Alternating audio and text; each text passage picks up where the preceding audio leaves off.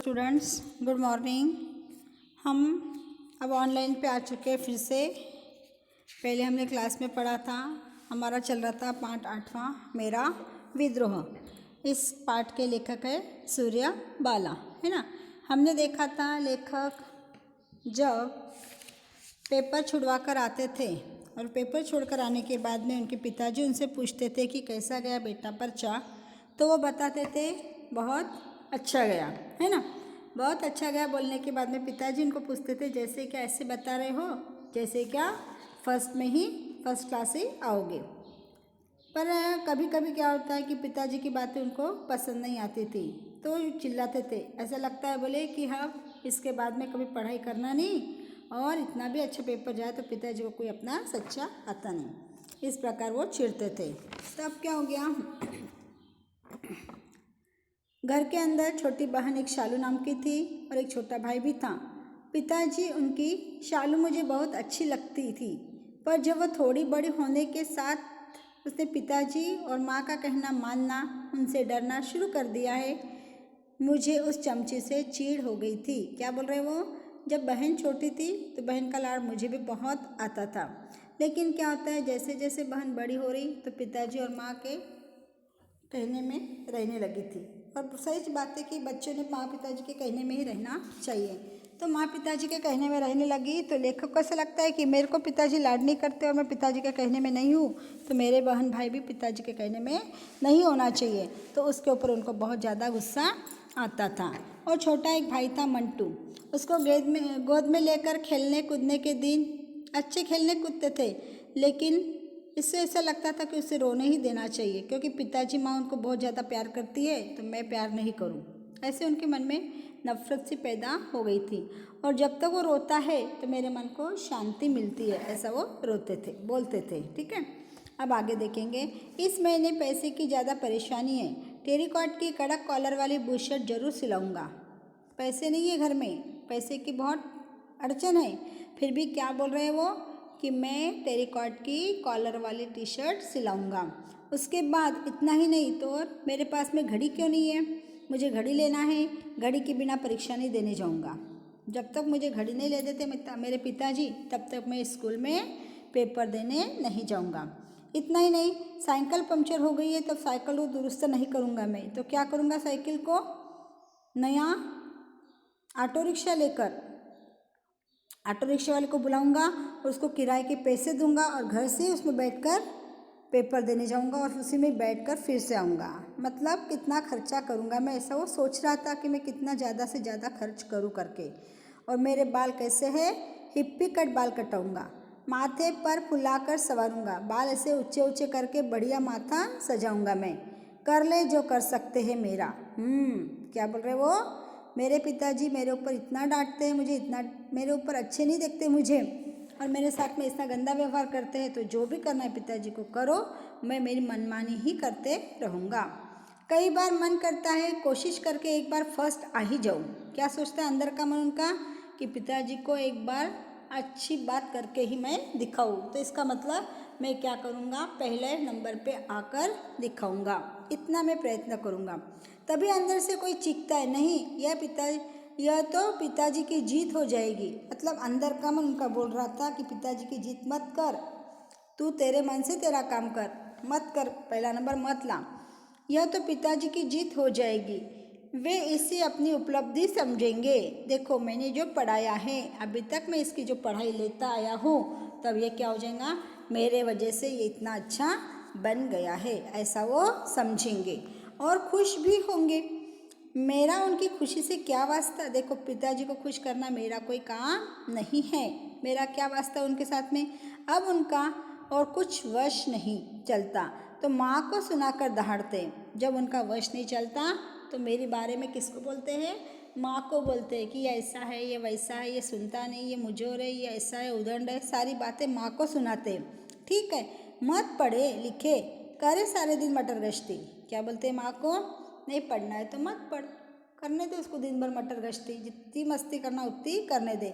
मैं भी इस इम्तिहान के बाद किसी कुली कबाड़ी के काम पर लगा देता हूँ। क्या कह रहे उसको, देखो यदि इसने पढ़ाई नहीं किया तो मैं इसको कहाँ काम पे लगाऊंगा, एक आधे दुकान में कुली कबाड़ी का काम करने के लिए उठा बोझा और काम कर, क्योंकि पढ़ाई लिखाई नहीं है तो काम करना क्या मिलेगा दूसरा, कोई तो नौकरी मिलने वाली है नहीं, पढ़ने लिखने वाले को ही नहीं मिलती तो अनपढ़ को कहाँ से मिलेगी। तो क्या करूँगा, इसके लिए एक दुकान में एक आधी दुकान ढूंढूंगा और वहाँ पे बोलूँगा उनको, उठाने लगा भैया इसको पोते, उठाने लगा इसको बोझा और इसको चलने दे, इसकी मजदूरी देते जा। यही देख लीजिए, अभी नुक्कड़ की दुकान पर कुछ खरीदने आया ही था कि अचानक पिताजी सड़क से गुजरते दिखे। देखो कहाँ आया था ये, नुक्कड़, नुक्कड़ बोलते हैं एक चौराया, चौराहे के ऊपर आए और वहाँ पर वो क्या ले रहे थे, कुछ तो भी खरीदने के लिए आए। तो उतने में उनको उसके पिताजी दिख गए। जानता हूँ घर पर पहुँचकर खूब गरजेंगे दहाड़ेंगे, लेकिन बाहरी दरवाजे पर आकर सन्न रह जाता हूँ। लेकिन पिताजी को लगा कि उनके बेटे का भविष्य बर्बाद हो गया। यह सोचकर वे गलियारे में खड़े खड़े दीवार से कोहनियाँ टिकाए निशब्द कातर हो रहे। देखो पिताजी क्या बोल रहे हैं, उनको क्या लग रहा है कि मेरा बेटा चला गया हाथ में से, काम से चला गया, ये सुधरने वाला नहीं है, ऐसा उनको लग रहा है। तो जहाँ पे उसको देख लिए नुक्कड़ के ऊपर की दुकानों में कुछ तो भी ले रहा और खा रहा, ऐसा उनको ध्यान में आया। तो वो घर पे आए और घर पे आने के बाद में किसी से कोई भी शब्द बात नहीं किए उन्होंने, न माँ से न मुझसे, चुपचाप खड़े भीत के सहारे खड़े उसके ऊपर अपनी कोहनी रखकर ऐसे घस रहे थे। तो उनको बहुत बुरा लग रहा था। मैं सन्नाटे में खींचा आवा खड़ा रह जाता हूँ। पिताजी का ऐसा बेहद निराश आकुल व्याकुल रूप मैंने इसके पहले कभी नहीं देखा था। आज पिताजी कैसे दिख रहे थे, बहुत आकुल व्याकुल, बहुत चिंता में थे, बहुत ज़्यादा चिंता कर रहे थे वो कि क्या हुआ करके मैंने क्या मेरे बच्चों को सिखाया और मेरे बच्चे ने क्या हासिल किया। इसलिए उनको बहुत दुख हो रहा था इस बात का कि मेरा बच्चा मेरे हाथ से निकल गया करके, बहुत ज़्यादा दुख हो रहा था उनको। और वो ये सोच रहे थे कि अब मैं क्या कर सकता हूँ इसके लिए। तो वो आकुल व्याकुल इसे हो गए थे कि किसी से कोई प्रकार की बात ही नहीं कर रहे थे। तो मैंने मेरे पिताजी को आज तक इतना ऐसे कंडीशन में आज तक कभी नहीं देखा, आज पहली बार देख रहा हूँ। और मेरे पिताजी मुझे इतने अस्वस्थ दिख रहे हैं, इतने विवश दिख रहे हैं। तो अब क्या करना चाहिए, इतना व्यवस्थित तथा इतना बेबस देखा तो पिताजी पहले कभी नहीं देखा था। पिताजी को अवश्य मजबूरियों के बीच में रोए, लेकिन मुझे लेकर किसकी मजबूरियाँ थी, मेरे से। अब मुझे अपने किए पर पछतावा हुआ। मैं भी बहुत पश्चाताप करने लगा कि क्या किया मैंने, मेरे पिताजी की दशा मैंने कितनी बुरी कर दी। क्या फ़र्क पड़ता था, पिताजी की बात सुनता था तो मेरा भविष्य के लिए वो बोलते थे ना कि मैं कैसा रहूँ क्या रहूँ, मेरे वजह से वो मेरे लिए इतना चिंतित होते थे, मेरे लिए सारी बातें करते थे कि बड़ा बेटा होने की वजह से सभी को मेरे ऊपर नाज था। लेकिन मैंने क्या किया, माँ से मिलकर मैंने सब कुछ बताया। आज माँ की खुशी का पारावार न था। उसने मुझे गले लगाया, उसकी आंखों से आंसू झरने लगे। वे दुख के नहीं खुशी के थे। मेरी आंखों के विद्रोही अंगारे बूझने लगे। मेरे अपने ही आंसुओं की धार से मैं निशब्द कह रहा हूँ, पिताजी मैं संधि चाहता हूँ, हाँ मैं संधि चाहता हूँ। मैंने आपको गलत समझा, मुझे क्षमा कर दीजिए। क्या कर रहा वो, अपने किए हुए पापों पर, अपने किए हुए काम पर पश्चाताप कर रहा है। और पश्चाताप करते करते उसके आंखों में से आंसू बह रहे। और माँ से कह रहा है कि माँ पापा को कहे मुझे एक चांस दो और मैं आज के बाद में सुधरने की पूरी कोशिश करूँगा, कभी भी उनको चांस नहीं दूंगा कोई शब्द बोलने का।